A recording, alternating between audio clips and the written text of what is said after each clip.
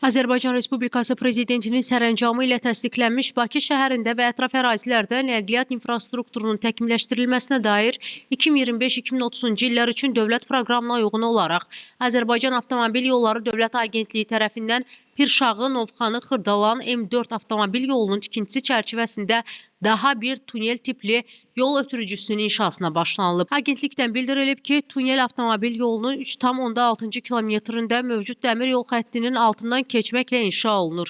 Tunel tipli yol ötürücüsünün ümumi uzunluğu 620,6 metrdir. Bunun 36,6 metri qapalı, 584 metri isə açıq hissədən ibarətdir. Hazırda obyekt üzrə dayaqların qazılması və betonlaması, həmçinin sıvayların quraşdırılması işləri həyata keçirilir. Qeyd olunub ki, uzunluğu 29 kilometr olan avtomobil yolu 1B texniki dərəcəyə uyğun 6 hərəkət zolaqlı şəkildə tikilir.